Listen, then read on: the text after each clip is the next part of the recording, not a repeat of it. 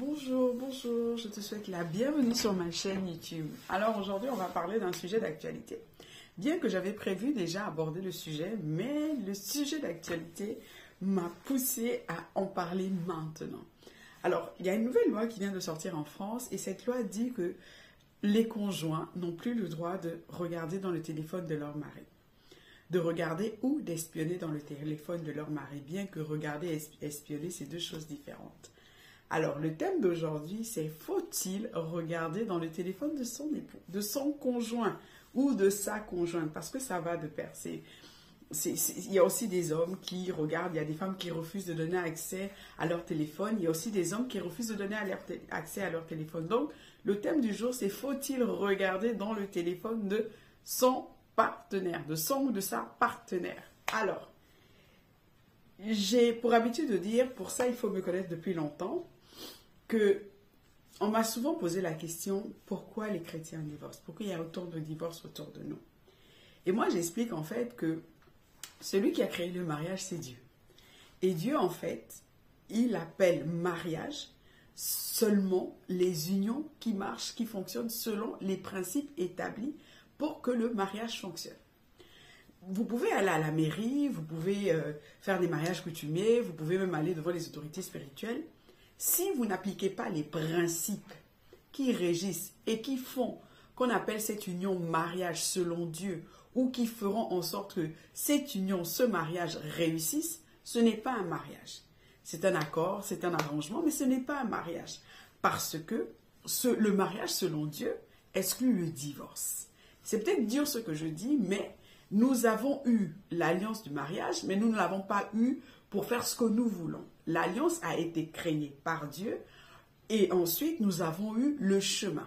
Nous avons eu la notice pour que ce mariage fonctionne. Et aujourd'hui, l'un des points pour qu'un couple réussisse, pour qu'un mariage fonctionne, c'est la transparence. Il faut qu'il y ait la transparence.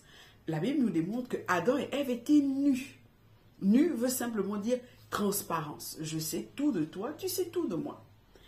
Vous allez me dire, ok, nu, oui, mais avant que Ève ne soit, il y a eu Adam. Donc, il y a eu des histoires. Il y a eu pas forcément des histoires avec les autres femmes parce qu'il n'y avait qu'Ève, mais il y a eu des histoires.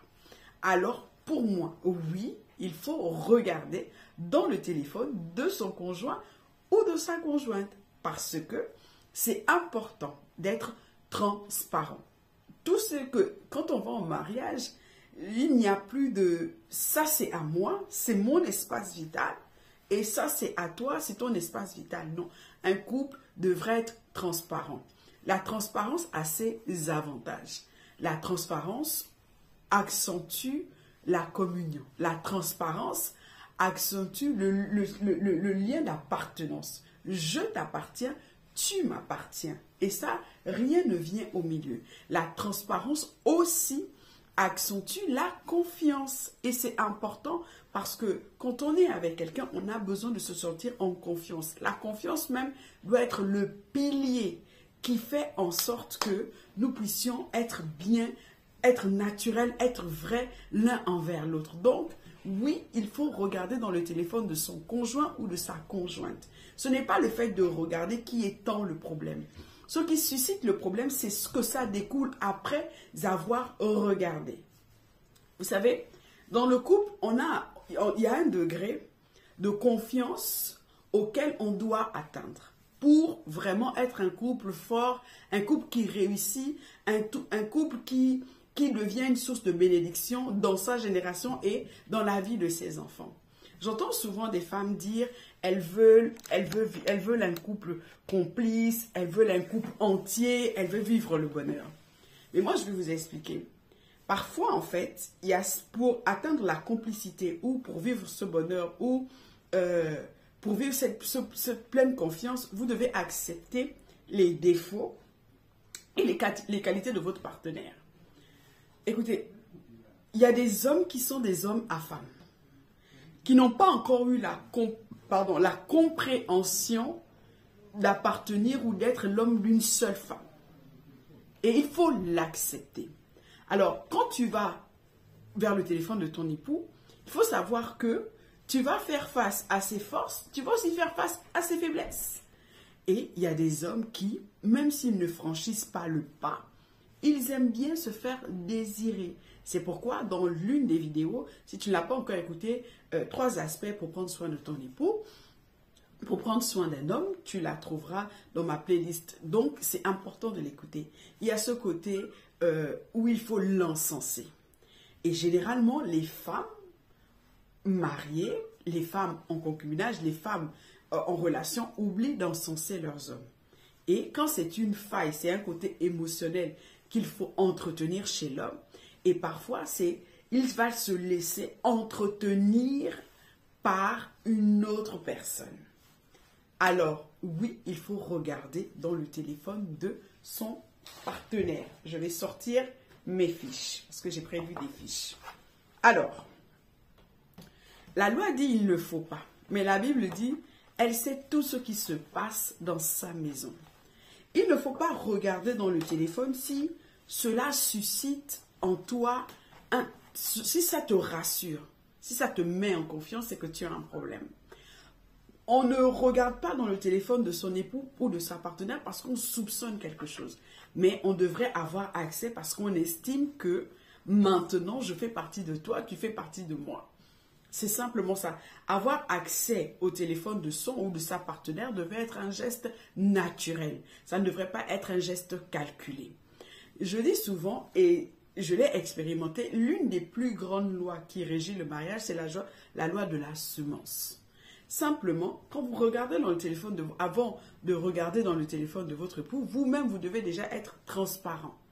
Et il y a des couples qui ne sont pas encore arrivés à ce stade ou ils ne vont pas encore arriver à ce stade. Simplement pourquoi? Parce qu'au début de la relation, ils n'ont pas défini cet aspect de transparence et l'importance d'être transparent l'un envers l'autre, ce que ça suscite. Par exemple, mon époux et moi, je me souviens, les premières années de notre couple, nous avons beaucoup parlé sur le genre de couple que nous souhaitons être. Le genre de parents, de reflets que nous souhaitons être dans la vie de nos enfants. Et une chose que nous avons conclue, c'est que nous devons toujours être unis. Et pour être unis, pour être un, je dois te connaître. Et quand on va à connaître l'autre, on va aussi voir ce petit côté qui n'est pas glorieux, mais qui fait partie de lui. Parce que peut-être c'est quelque chose qu'il a hérité dans son environnement, son éducation, ce qu'il croirait être de l'homme, par exemple. En Afrique, on nous dit dès le bas âge que l'homme, on détermine, on te dit tu es un homme parce que tu as beaucoup de femmes. C'est difficile qu'on te dise que toi tu es un homme. On accepte ta virilité, on accepte le fait que tu sois simplement un homme parce que tu es l'homme, l'époux de ta seule femme. C'est difficile. Et généralement, quand les hommes ont de mauvaises compagnies, tu entends, mais prends une copine, tu vas voir. Donc, c'est un peu difficile. Et généralement, quand le jeune homme beau, viril a plusieurs copines, ça conforte certains parents qui n'ont pas renouvelé leurs pensées. Donc, c'est important. Donc, vous ne pouvez pas, en fait, demander à mi-chemin la transparence ou aller regarder dans le téléphone de votre époux si dès le départ vous n'avez pas établi une vision. C'est important. Dès le départ, nous on savait quel genre de couple on voulait être et on a posé carte sur table et on a décidé d'un commun accord que rien ne devait nous séparer. Je sais tout de toi, tu sais tout de moi. Et franchement, ça nous a renforcés, ça a créé de la complicité. Quand on parle de regarder dans le téléphone de son époux, c'est un acte qui doit se faire, c'est tellement anodin. Ce n'est pas soupçonner quelque chose, ok? Passe-moi ton téléphone, je vais regarder quelque chose. C'est aussi simple que ça. Passe-moi ton téléphone et je vais regarder quelque chose. Bon, en tant que femme, moi, j'inspecte toujours parce que il peut y avoir une collaboratrice mal intentionnée. Voilà, j'inspecte toujours. Mais quand tu inspectes, il y a des choses que tu peux voir qui ne vont pas te plaire. Bon, jusqu'à présent, grâce à Dieu, ça n'a pas été mon cas. Et quand tu vois des choses qui ne te plaisent pas, si vous avez établi une vision, tu ramènes simplement ton époux à cette vision qui a été établie dès le départ en lui disant que oh, ça peut nous séparer. Ça va mettre le doute. Ça va créer la confusion. Et moi, l'une des choses que j'ai dit à mon mari au départ, c'était que ne me fais pas perdre mon temps. J'ai beaucoup de choses à t'apporter. Je peux faire beaucoup de choses pour toi. Dès le départ, je le lui ai dit. Donc, ne me fais pas perdre mon énergie à chercher à savoir est-ce que tu es pleinement dans la relation conjugale? Est-ce que tu m'aimes réellement? Ce n'est pas des questions que je dois me poser. Si je commence à douter de toi, je vais mettre mon énergie ailleurs qu'investir pour nous. Parce que je suis ton aide. Donc, ne me fais pas perdre mon temps. Pourquoi regarder dans le téléphone de son mari? Parce qu'il y a des hommes, même quand ils ne sont pas mal intentionnés, il y a son environnement. Et dans son environnement, il peut avoir quelqu'un de mal intentionné. Je vous ai toujours raconté cette histoire où mon époux, en fait, il rentrait le soir, parce que quand mon époux rentre le soir, je lui pose des questions, comment vas-tu, comment ça a été ta journée? Et là, il se livre. Et il fut une année où mon époux, quand il rentrait le soir, comment vas-tu, comment ça a été ta journée, qu'est-ce qui s'est passé, quoi de neuf au travail? Et quand mon époux commence à me dire, il a embauché ou il y a eu une nouvelle recrue, cela m'interpelle. Je cherche à savoir la personnalité, comment il la perçoit. Et tout le temps, il rentrait, il disait, Laetitia, Laetitia, Laetitia. Oui, mais Laetitia ceci, Laetitia cela, Laetitia ceci, Laetitia cela. Ok. Je me rendais compte que un prénom revenait. Et pendant je ne sais pas combien de fois, Laetitia, Laetitia. Et un jour, je lui ai dit, mais attends, à chaque fois qu'on parle, tu vas dire Laetitia. Je te demande comment ça s'est passé au travail, tu vas dire Laetitia. Ça, c'est le fait déjà d'être transparent. Parce qu'il se sent à l'aise avec vous, il se sent en confiance. Il sait que vous n'allez pas retourner les choses contre lui, mais vous allez plutôt œuvrer pour qu'il ne commette pas l'irréparable. Qu'il ne tombe pas dans le péché qui est le fait de manquer le but. Alors, je disais, mais tout le temps, il y a Laetitia, Laetitia. Tu n'es pas au travail pour Laetitia. Si tu parles tout le temps de Laetitia, ça veut dire que quand tu vas au travail, tu passes plus de temps avec elle. Attention, ne te laisse pas détourner. Et on s'est assis et on a redéfini pourquoi il était dans ce travail. J'ai dit à mon époux, on a redéfini, on est reparti dans la vision et on a redéfini cela. Je lui ai dit, écoute, tu n'es pas là-bas pour te laisser détourner par une étudiante. D'abord, je lui ai dit, le fait de tout le temps dire Laetitia, Laetitia, ça veut dire que tu passes plus de temps avec elle. Et ça, c'est dangereux. Ça met notre couple en danger. Numéro 1. Numéro 2, je lui ai dit, tu ne vas pas venir emmener cette instabilité. Nous, on a une trajectoire. Et pendant qu'on poursuit notre trajectoire, si on s'occupe de tous les navires, des personnes, en fait, qui se cherchent dans la vie et qui viennent, au lieu de poursuivre notre trajectoire, on s'arrête, ça va causer beaucoup de dégâts dans la famille. Es-tu prête à arrêter notre trajectoire, à ralentir notre trajectoire, à percer le bateau, à faire rentrer de l'eau ou à nous faire stagner? Et je lui dis, tu vas là-bas parce que grâce à ce travail, tu apportes de l'argent et cet argent pourvoit aux besoins de ta famille. Donc, n'oublie pas cet objectif et ne laisse pas cette fille te faire croire que tu vas là-bas et que c'est le domaine du tout possible. Non, tu as un objectif bien précis. Quand tu nous quittes ici et que tu te rends dans ce travail, dans ce lieu, c'est pour cela. N'oublie pas ton objectif. Dès le lendemain, quand mon époux est reparti au travail, bien galvanisé, ravivé, il allait dire à la fille, s'il te plaît, non seulement je suis un homme marié, je suis un père de famille, je ne sais pas si je te l'avais dit, et on est ici pour travailler. Moi, en tant qu'une autre femme spirituelle, quand j'ai vu ça, je suis allée dans la prière, j'ai dit, Seigneur, il faut la vérité. Je ne veux pas savoir ce qu'elle est venue faire ici. Vire là. Et c'est comme ça, au bout d'une semaine ou 2 semaines, je ne sais plus, il est venu m'apprendre que elle est partie. J'ai dit, gloire à Dieu. Donc, le fait d'avoir accès aussi peut empêcher le ou la partenaire de commettre l'irréparable. Vous savez, quand il y a un manque, par exemple, il suffit que ton mari soit mal, enfin, soit dans une période où il est focalisé vers un objectif précis, par exemple son travail. Toi, si tu ne comprends pas que c'est cette période, il y a quelque chose qui le préoccupe, il va te délaisser. Et quand il va te délaisser, tu vas toi aussi être distraite quand il va te délaisser parce que tu vas chercher ce réconfort. Et il y a des femmes qui vont sur les réseaux sociaux et qui vont être là et puis elles vont aller dans des messengers, dans leur boîte inbox, elles vont recevoir des messages des hommes et elles vont se laisser flirter, croire que, écoute, c'est la chose qu'il faut faire. Lui, il me néglige. Lui, il ne prend pas soin de moi. Lui, il ne fait pas ceci. Alors, elles vont se laisser baratiner.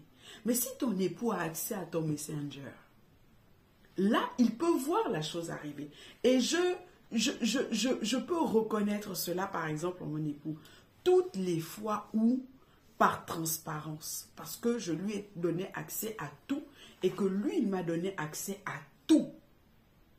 Toutes les fois où on a évité, pas le pire, pas l'irréparable, mais on a évité l'erreur, la faute qui viendra nous tâcher, nous ralentir, nous blesser, qui viendra emmener des graines, des semences qui vont commencer par le doute, qui vont commencer après par le doute, le manque de confiance et le rejet et toutes ces choses. Donc, dès le départ. Mais pour établir ce climat, il faut que toi-même, tu sois transparente.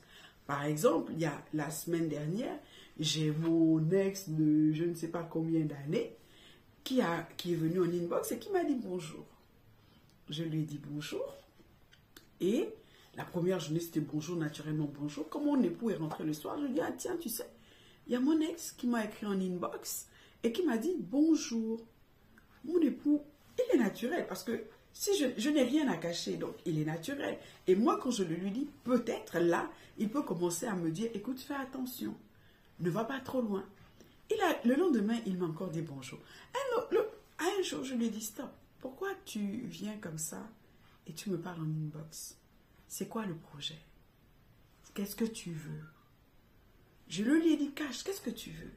Je lui ai dit, je ne peux pas faire quelque chose. Je ne peux pas faire cela parce que ça va semer quelque chose dans mon couple. Alors, je ne peux pas le faire. Qu'est-ce que tu veux? La conversation a quel objectif? Après, il m'a dit, oh oui, mais ça va causer des problèmes. Je dis, assurément, ça ne va pas causer de problème. Sauf que je ne peux pas accepter que mon époux se retrouve en train de parler comme ça avec son ex. Même si c'est pour dire bonjour, bonsoir. Parce qu'on s'attache vite. Je ne suis pas parfaite, mon époux n'est pas parfait. Donc, facilement, on peut s'attacher à un rythme, on peut laisser rentrer quelque chose. Et donc, je lui ai dit stop. Et quand mon époux est rentré le soir, je lui ai fait le compte rendu. Je lui ai dit stop. Il m'a dit c'est très bien. Alors, si vous voulez vivre cette transparence, parce que c'est de ça qu'il s'agit, vous devez vous-même vous donner des garde-fous. Par exemple, moi, dans la rue, je ne vais jamais regarder un homme dans les yeux. Et je ne vais même pas permettre à un homme de me regarder dans les yeux. Je vais détourner mon visage. Parce que je ne voudrais pas que mon époux regarde une femme dans les yeux ou qu'il dévisage une femme dans les yeux. Je suis claire là-dessus. Je ne donne mon numéro à personne. Je ne donne mon numéro à personne. Il y a des femmes qui vont te dire, ok, parce que j'étais dans l'embarras, j'étais obligée de lui donner. Je ne lui donne pas mon numéro. Et il y a même un homme qui a tellement insisté un jour à me demander mon numéro que un jour, il a tellement insisté. Et je sentais que si je ne lui donnais pas mon numéro, il devenait un peu agressif. Qu'est-ce que j'ai fait? Je lui ai donné le numéro de mon époux. Je lui ai donné le numéro de mon époux. Vous voyez? Donc, on veille l'un sur l'autre. Regarder le téléphone de son mari ne doit pas créer une source de conflit. Au contraire. Cette attitude doit avoir objectif de veiller l'un sur l'autre, de ramener l'autre à la raison au travers de la vision préalablement établie. Aussi, il y a des femmes, vous allez regarder les téléphones de vos époux et vous allez vous rendre compte que, ok, il a commis l'erreur, il parle avec quelqu'un, il est en train de s'accrocher. C'est simplement, quand vous trouvez ce genre d'informations, ne vous fâchez pas. Ne créez pas des causes, ne créez pas des fautes, ne créez pas d'histoire, ne créez pas le fossé. Ce sont des informations que vous avez reçues. La première question que vous devez vous poser, c'est que, ok, d'accord, qu'est-ce qui se passe? Qu'est-ce qu'il fait qu'il se comporte comme ça? Qu'est-ce qu'il fait qu'il se comporte comme ça? C'est la première question que tu dois te poser. Est-ce qu'il est heureux dans sa vie personnelle? Est-ce que je contribue à son bonheur? Parce que Vous ne pouvez pas le rendre heureux, mais vous pouvez contribuer à son bonheur et vice-versa. Ok, jusqu'où il est allé? Et vous commencez à me poser des questions. Quand il rentre le soir ou quand elle rentre le soir, vous voyez son attitude. Pourquoi il se réfugie dans le téléphone? C'est important. Et ça, ce sont des informations qui peuvent vous permettre de vous réajuster, qui peuvent vous permettre de ne pas creuser le fossé. Pourquoi les téléphones sont tabous? Il y a tout ce mystère autour des téléphones, simplement parce que, ben écoute, parfois tu peux sauver ton mari d'une situation, tu peux le sortir de l'adultère, tu peux l'empêcher de commettre l'adultère, tu peux l'empêcher de poser des actes en fait irréfléchis, tu peux l'empêcher en fait de prendre ce risque-là où tu sais que ta cellule familiale va être brisée, simplement. Mais si tu n'es pas assez mature pour utiliser ces informations pour rétablir les choses dans ton foyer, mais au contraire, tu vas prendre ces informations et tu vas commencer à créer le fossé, les disputes, les bagarres, les réunions de famille. C'est pas possible, il n'aura pas confiance. L'homme va établir la confiance, il aura confiance en vous à partir du moment où vous allez accepter ses défauts et ses qualités. Et parfois, un homme à femme, c'est simplement sa faiblesse. Et souviens-toi, tu dois être et tu es son aide. Alors, peu importe ce que tu vas voir, peu importe ce que tu vas rencontrer, rentre dans la peau et dis-toi, ok, je suis l'aide. Je suis cette femme qui doit l'aider à sortir de là. Malheureusement, écoutez, tous les hommes ne sont pas matures. Malheureusement, il y aura encore des hommes qui vont se marier et qui ne seront pas matures, qui n'auront pas résolu certaines choses et qui n'auront pas compris certaines choses. Et quand c'est comme ça, il faut simplement devenir une aide. Ou te dire, ok, comment je vais faire pour l'aider à s'en sortir? Parce que tu sais que l'adultère viendra d'abord briser votre relation conjugale, briser votre cellule familiale, elle viendra partager votre héritage. Donc, ce n'est pas possible. C'est une faiblesse. C'est son défaut. C'est peut-être pour lui, il n'a peut-être pas compris comment régler les problèmes en interne. Et lui, c'est peut-être le capitaine qui a tendance, quand il y a trop de pression, à fuir et aller s'évader à l'extérieur. Donc, c'est important de te positionner là en aide. Et tu te dis, ok, ce sont des informations que j'ai eues. Comment je peux faire pour ramener mon époux dans le foyer, ramener mon époux dans la maison, d'abord ramener mon époux dans le lit conjugal, restaurer ma relation conjugale. C'est important. D'abord, c'est ce que tu dois faire et c'est l'attitude que tu dois avoir. Tu peux aller, tu ouvres le téléphone de ton mari, tu te rends compte des choses, ok, ne les prends pas pour toi. Dis-toi, c'est un homme d'abord qui est en danger, c'est votre relation conjugale qui est en danger, c'est votre cellule familiale qui est en danger, c'est l'héritage qui est en danger. Donc, à partir de ce moment, quand tu prends cela, tu te dis, ok, quel est le problème? Tu l'observes en rentrant, tu t'observes, qu'est-ce que vous ne faites plus? Ou qu'est-ce que tu dois faire que tu ne fais pas? Ou qu'est-ce qu'il fait qu'il ne fait pas? Et s'il faut avoir une conversation, introduis-la par simplement, ok, je t'aime. Je ne sais pas ce qui se passe, mais j'aimerais te dire que je t'aime. Commence par ça. Je t'aime. Ne commence pas à lui dire oui, tu me trompes et tout. Dis-lui je t'aime. Je sais. Et ensuite, quand tu as commencé, tu lui dis je t'aime. Et tu peux commencer à lui dire ok, je sais ce qui se passe. Je sais. Pourquoi? Qu'est-ce qui te pousse à le faire? Quand c'est naturel, quand tu es plus, je dirais, touché, en fait, quand tu vas plus pour l'intérêt de votre relation, tous les deux. Quand tu vas plus pour l'intérêt de votre cellule familiale. Quand tu vas plus pour l'intérêt de votre héritage, tout ça, parce que ça fait partie de ça aussi. Tu vas plus pour ce genre d'intérêt du fait que, mais c'est pas possible. Et là, tu vas tranquillement avec la sagesse et tu lui demandes, mais tu es prêt, par exemple, à nous sacrifier? Tu es prêt à nous détruire?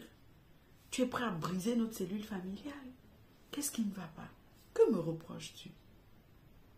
Et quand tu auras cette attitude, tu verras que tu es face à un homme qui a peut-être commis pour toi l'irréparable, mais qui au fond a besoin d'aide. Que Dieu te bénisse, qu'il bénisse ton couple et je te dis à la prochaine.